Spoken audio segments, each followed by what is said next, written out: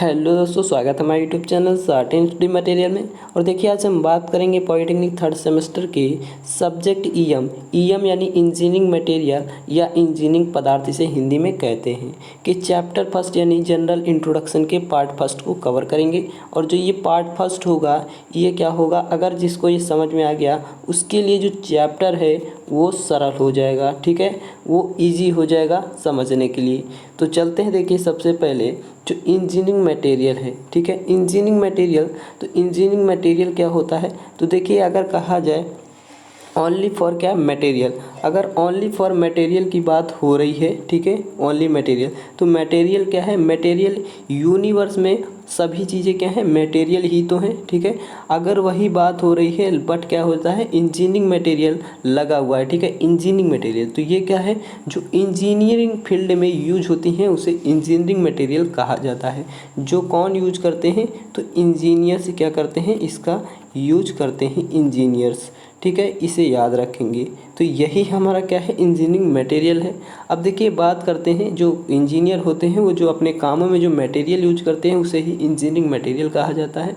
अब यही बात करते हैं, देखिए इंजीनियरिंग मटेरियल क्या है, एक साइंस की ब्रांच है। ठीक है, विज्ञान की एक शाखा है। ये क्या है, एक साइंस की ब्रांच है जिसमें क्या होता है, जो पदार्थ होते हैं, पदार्थ और उसके जो वर्गीकरण होता है। ठीक है, मतलब क्लासिफिकेशंस जो होता है और उनके जो क्वालिटी होती है, जो बिहेवियर होता है, मतलब जो पदार्थ का है, जो पदार्थ है उसका वर्गीकरण और गुणों और व्यवहार का क्या होता है, जिसमें अध्ययन किया जाता है, उसे क्या कहते हैं, तो उसे इसीलिए इसे क्या कहते हैं, देखिए उसे धातु विज्ञान या पदार्थ विज्ञान भी कहा जाता है। इसीलिए इसको और क्या कह सकते हैं, तो इसे मटेरियल साइंस भी नाम दिया गया है। इसीलिए किस लिए, कि ये क्या है, एक साइंस की ब्रांच है।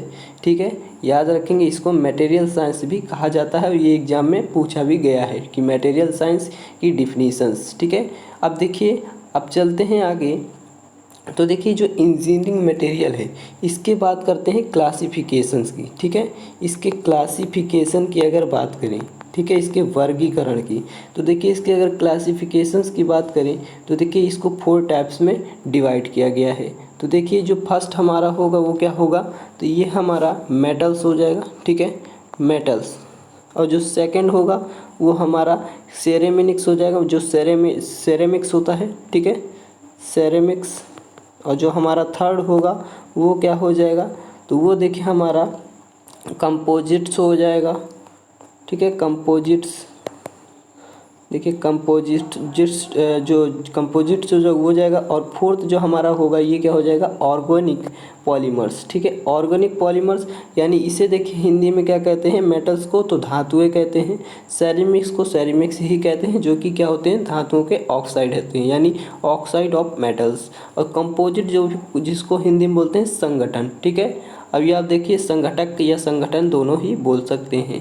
यही अगर बात करें ऑर्गेनिक पॉलीमर्स की, तो इसे हिंदी में क्या बोलते हैं, तो कार्बनिक बहुलक बोलते हैं। अब देखिए अगर बात करें मेटल्स की, तो मेटल्स को भी क्या किया गया है, 2 पार्ट में डिवाइड किया गया है। 2 पार्ट कौन कौन से, तो देखिए फेरस मेटल्स एक होता है, ठीक है, और एक नॉन फेरस होता है। तो इसे देखिए नॉन फेरस जो होता है और जो फेरस मेटल्स होता है। अब देखिए जो फेरस मेटल है इसको भी क्या किया गया है, तीन पार्टों में इसको डिवाइड किया गया है। देखिए जो फेरस मेटल है इसको 3 पार्ट में डिवाइड किया गया है। 3 पार्ट कौन कौन से, तो देखिए पहला हो गया आयरन। ठीक है, दूसरा क्या हो गया, स्टील हो गया, स्टील। और जो तीसरा हमारा हो गया वो एलो स्टील हो गया। ठीक है, एलो स्टील। जो हमारा देखिए स्टील, आयरन को लोहा बोलते हैं, स्टील हमारा इस्पात होता है। जो एलो स्टील है ये क्या है, जो हमारा मिश्र जो हमारा इस्पात होता है, इसे हिंदी में कहते हैं। ठीक है, तो अब देखिए इन सभी चीज़ जितने भी हमारे डिवाइडिंग हैं इसके इनके बारे में जानेंगे कि इनका जो बेसिक है सारा कुछ कवर करेंगे क्या होता है। देखिए पहले बात होती है मेटल्स की। ठीक है, पहले बात हो रही है किसकी, धातुओं की। तो धातु क्या होते हैं, तो देखिए अगर बात करें कि जो धातुएं हैं वो क्या होती हैं, जैसे मान लीजिए कोई धातु है हमारा, कोई धातु जैसे मान लीजिए आयरन है। ठीक है, तो ये हमारा ए बी धातु है, लेकिन अगर यही बात करें कि देखिए जो मेटल्स है, अगर इसके डिफिनीशंस की बात करें कि डिफिनीशन क्या होती है, मतलब जो मेटल्स है सबसे पहले बात करते हैं कि ये क्रिएट कैसे होता है, मतलब किससे बनता है। तो देखिए ये जो होता है ये एलिमेंट से तैयार होता है। किससे? एलिमेंट से। एलिमेंट यानी इसको कहें तो क्या, एलिमेंट को बोलते हैं तत्व, ठीक है।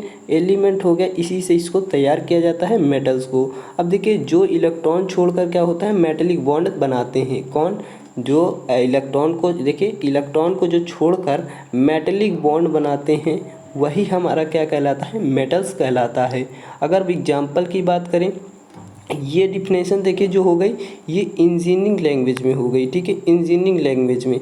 अभी इसको देखिए बेसिक तौर पर इसको एजुकेशनल लेवल में भी फिर से बताएंगे। तो देखिए अगर बात करें कि इसके एग्जाम्पल्स की, देखिए जो मेटल्स है इसके एग्जाम्पल्स की अगर बात करें तो आयरन हो गया, ठीक है, कोबाल्ट हो गया, निकिल हो गया, तांबा हो गया, ठीक है, तांबा हो गया और चांदी हो गया, ठीक है, चांदी।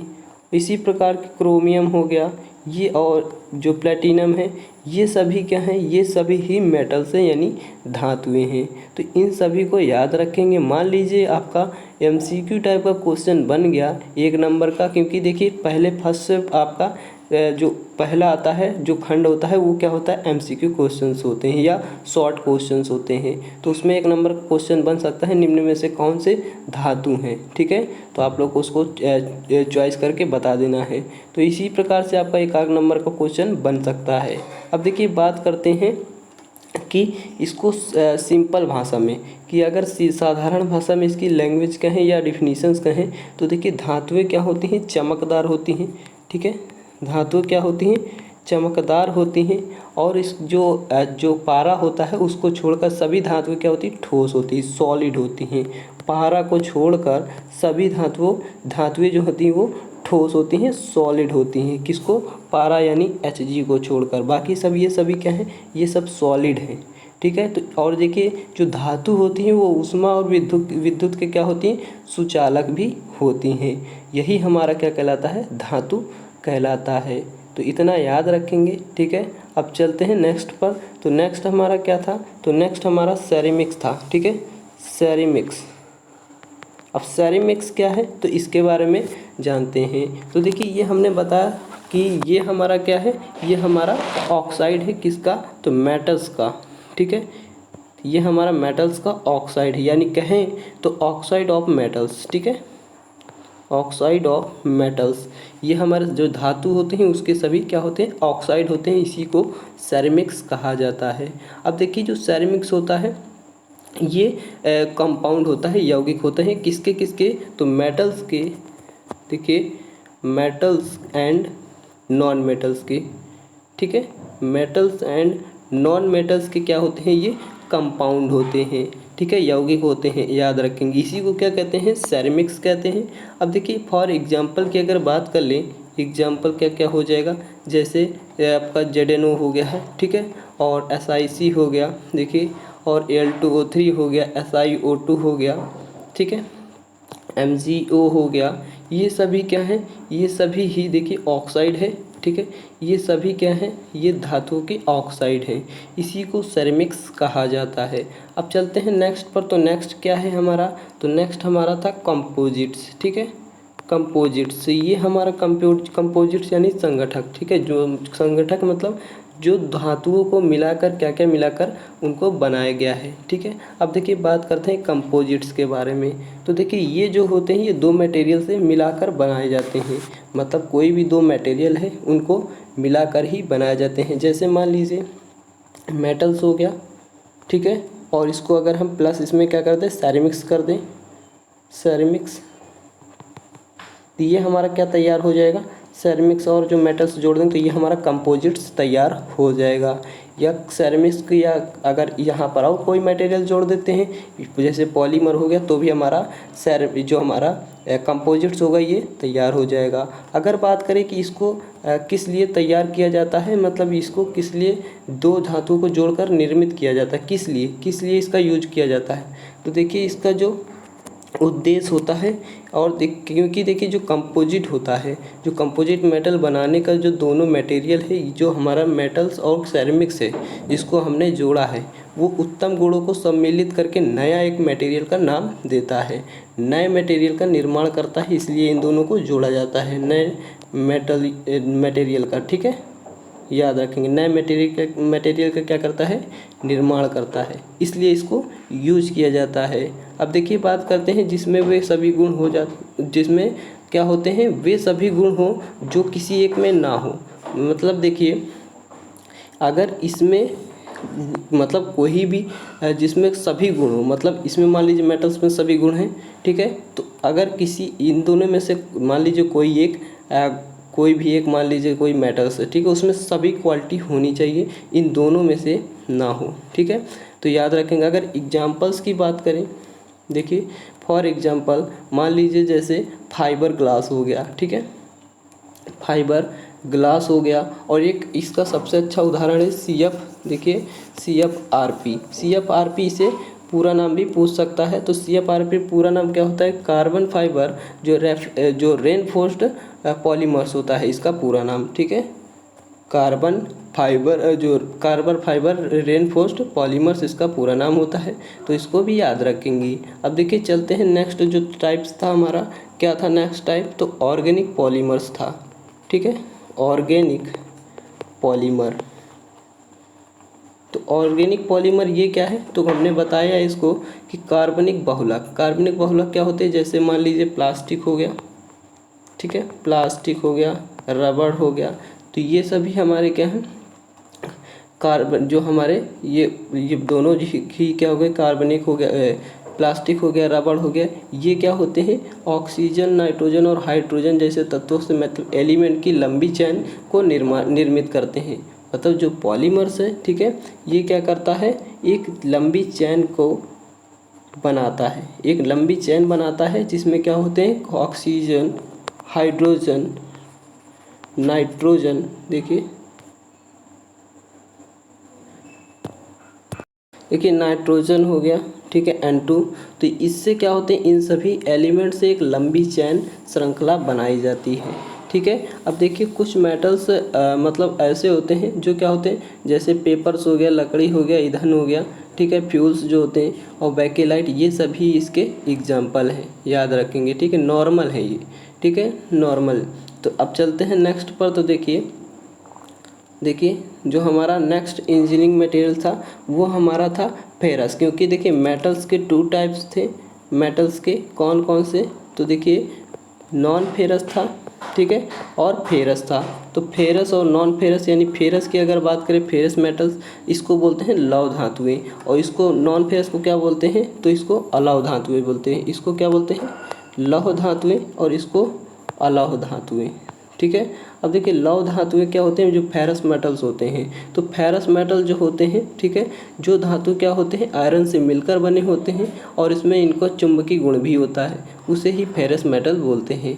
मतलब सीधा देखिए फिर से आप लोग समझ लीजिए, जो धातुओं में क्या होता है, जो धातुएं होते हैं, देखिए आयरन से मिलकर बनते हैं, जो भी मेटल्स होते हैं वो आयरन से मिलकर बनते हैं उसे, और उनमें क्या होता है, मैग्नेटिक क्वालिटी भी होती है, मतलब आकर्षित करने की, अट्रैक्टिव करने की। ठीक है, उसी की वही मैग्नेटिक क्वालिटी कहते हैं। अगर देखिए वही अगर इसके विपरीत कहा जाए कि जो धातुएं आयरन से मिलकर नहीं बनते हैं और उनमें मैग्नेटिक का क्वालिटी भी नहीं होता है, उसे नॉन फेरस कहते हैं। अगर फेरस के एग्जाम्पल की बात करें, ठीक है, तो जैसे आयरन हो गया, ठीक है, आयरन यानी Fe हो गया, ठीक है, और उसी प्रकार से कास्ट आयरन हो गया, कास्ट आयरन, स्टील हो गया, ये हमारे सभी क्या हैं, ये सभी फेरस मेटल हैं।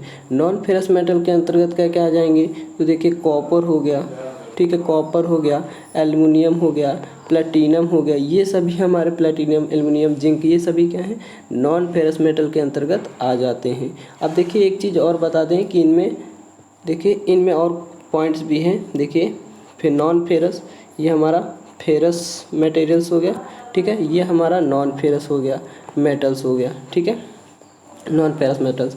तो इनका जो देखिए जो गलनांक होता है, ठीक है, वो काफ़ी उच्च होता है, मतलब ज़्यादा होता है। इनका जो गलनांक होता है वो कम होता है। ठीक है, अब देखिए ये इनको अगर बात करें कि इनमें ब्रिटलनेस की जो अगर कूलनेस है, मतलब कूल अवस्था है, कूल पोजीशन है, तो क्या होंगे, ये आसानी से भंगुर हो जाएंगे। ये लेकिन क्या होते हैं, ये हॉट में या हीट में ही क्या होते हैं, ब्रिटल होते हैं, भंगुर होते हैं। ठीक है, अब ये देखिए इनको, इसमें क्या होता है, जो फेरस मेटल है इसमें जंग आसानी से बहुत जल्द ही लग जाती है। बट इसमें क्या होता है कि जंग जो कोरोजन होता है, ठीक है, कोरोजन इसमें नहीं पकड़ता है। ठीक है, इतना याद रखेंगे। अब चलते हैं नेक्स्ट पर। तो देखिए नेक्स्ट हमारा क्या है, नेक्स्ट देखिए जो हमारी क्वालिटी है, मतलब क्वालिटी ऑफ इंजीनियरिंग मटेरियल। ठीक है, क्वालिटी के बारे में जानेंगे। क्वालिटी, इसे इन सभी को आप लिखते भी जाएंगे। ठीक है, लिखते भी जाएंगे जितना भी लिखवा रहे हैं। तो देखिए क्वालिटी ऑफ इंजीनियरिंग मटेरियल, जो क्या होंगे, इंजीनियरिंग पदार्थ के जो क्वालिटी होंगे, गुण होंगे, उनको जानेंगे। क्योंकि देखिए ये क्या है, एक साइंस की, ये साइंस की एक ब्रांच है, इसलिए इसमें क्या होगा, क्वालिटी 100% ही होगी। ठीक है, क्वालिटी तो इसमें शो करेगा ही। तो देखिए अगर जब ये साइंस यानी विज्ञान की शाखा है तो इसमें क्वालिटी कौन कौन सी आएगी। तो देखिए जो फर्स्ट क्वालिटी वो हमारी हो जाएगी, जैसे फिजिकल क्वालिटी हो गई। ठीक है, फिजिकल क्वालिटी। और उसी प्रकार से जो सेकंड हमारी होगी, इलेक्ट्रिकल क्वालिटी हो जाएगी। ठीक है, इलेक्ट्रिकल हो जाएगी। इसी प्रकार से जो थर्ड हमारी होगी, थर्मल हो जाएगी। ठीक है, थर्मल क्वालिटी हो जाएगी। फोर्थ हमारी क्या हो जाएगी, तो मैग्नेटिक क्वालिटी हो जाएगी, मैग्नेटिक। ठीक है, मैग्नेटिक क्वालिटी हो जाएगी। इसी प्रकार से देखिए जो 5 होगी वो हमारी कौन सी हो जाएगी, तो मैकेनिकल हो जाएगी। ठीक है, मैकेनिकल क्वालिटी हो गई। इसी प्रकार से कई क्वालिटी इसमें आ जाती हैं। केमिकल प्रॉपर्टी हो गई, जो कि फिजिकल के साथ ही रिलेट करती है, केमिकल। ठीक है, केमिकल प्रॉपर्टी या क्वालिटी भी बोल सकते हैं। ठीक है, अब देखिए बात करते हैं इनके बारे में भी। तो देखिए जो फिजिकल क्वालिटी है, ठीक है, या फिजिकल जो प्रॉपर्टी है, तो फिजिकल प्रॉपर्टी क्या होती है, इसके बारे में देखिए जानते हैं। फिजिकल प्रॉपर्टी, ठीक है, फिजिकल प्रॉपर्टी जो है ये देखिए अपीयरेंस का काम करती है, मतलब कोई भी किसी भी मतलब देखा जा सकता है किसी को भी। ठीक है, मतलब देखिए जो फिजिकल है, फिजिकल क्वालिटी, इसके अंतर्गत क्या होता है, किसी भी मैटर्स को देख सकते हैं। ठीक है, अपीयरेंस का काम करती है। ठीक है, अपीयरेंस। अब देखिए अपीयरेंस का जब काम करेगी, ठीक है, जो फिजिकल क्वांटिटी है ये, अब देखिए इसमें कोई भी मेटल से मान लीजिए, ठीक है, तो उसके कलर और क्या होता है, वेट।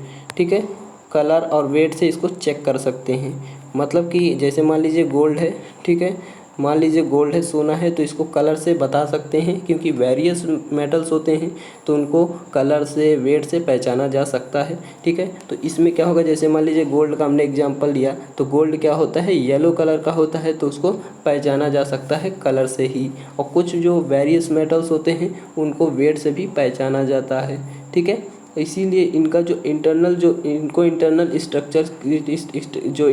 स्ट्रक्चर होता है, ठीक है, जो आंतरिक आकार होता है उससे भी पहचाना जा सकता है।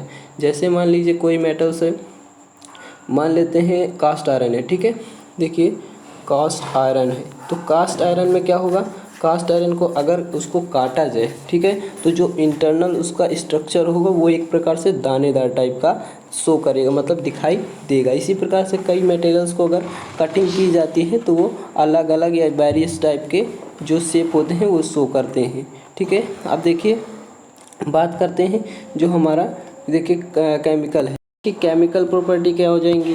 देखिए केमिकल प्रॉपर्टी, ठीक है, बारी बारी से सबके बारे में जानेंगे। केमिकल प्रॉपर्टी जो है, तो केमिकल प्रॉपर्टी जो है, ठीक है, जो रासायनिक गुण है, तो रासायनिक गुण जैसे मान लीजिए कोई भी मटेरियल है, उसका ट्रांसफॉर्मेशन मतलब सभी रासायनिक क्रियाओं में देखा जाता है, इसी को कहते हैं केमिकल प्रॉपर्टी। ठीक है, अब देखिए केमिकल प्रॉपर्टी के अंतर्गत क्या आते हैं, जैसे मान लीजिए एसिडिटी, ठीक है, क्या आते हैं, एसिडिटी मतलब अम्लीयता, और एल्कालिनिटी, ठीक है, मतलब क्षारकता भी आ जाता है, और रिडक्शन भी आ जाता है।